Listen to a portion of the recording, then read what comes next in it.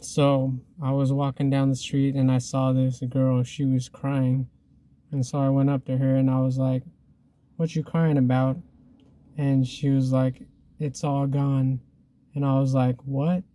And she's like, "I was gonna buy this house, but and I got scammed. I was gonna buy this house online and they told me to make a deposit of 200 and $260,000, and it was for this like really beautiful house. It was like 10 bedrooms.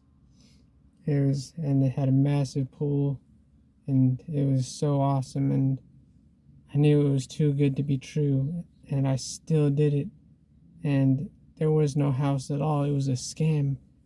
And I was like, "Oh wow, this sounds really serious." And so me and her went to the bank and we were talking to like a team of like scam prevention team, and we were like, "Is there anything that you can tell us about this transaction?" And they were like, "Oh," and they were like, "All right, well, first off, they were using the area code for Nigeria." And I was like, "All right, so we got to go to Nigeria and get their money back." And they were like, "Whoa, whoa, slow down. You're really going to go to Nigeria? But it could be anyone." And I was like, "That depends. Don't we have a name?" And she was like, "Oh yeah, the bank account that the money was transferred to." It was like, and I was like, "Yeah. So all we have to do is go to Nigeria and track down a person that the that's the owner of the bank account that the money was transferred to, and then we can get your money back." And so we hopped on a flight to Nigeria and we asked around and we found out the address of the person that scammed her. And so we knocked on their door and they opened it, and they had like Cheeto dust all over their fingers, and they were like really overweight, and their eyes were like really baggy, and they just looked horrible. And they were like, "What you want?" And we asked, "Is your name blank?" And they're like, "Yeah." And I was like, "All right, we need our money back." And he was like, "What? I didn't take any money." And I was like, "Don't play dumb." And then I gave him a slap. And and and then I showed him a picture of the house. And I was like, "Is this familiar?" And he was like, "Yeah, that's the house I'm selling." And I was like, "You ain't selling squat. I know this is a scam." And he was like,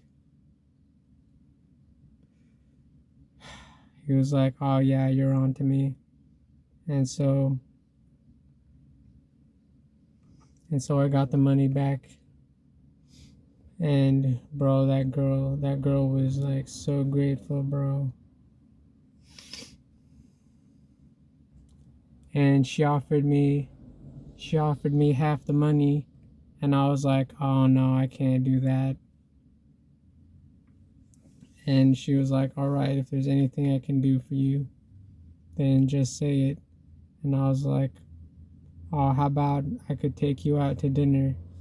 And she was like, "Oh yeah, that's the least I could do. You're like my hero. You saved me from bankruptcy, and I'm in your debt." And so, boys, what can we learn from this story? It was like through helping this girl that her attraction to me built, boys. The fact that I stayed calm and I followed through, with my promise that I was going to get her money back. And now she wanna go on a bunch of these dates with me and recommend me to her friends, and I've built such an abundant dating life because of this. And so y'all need to think about helping these people out, because if you do, you're going to build up this abundant dating life that I have.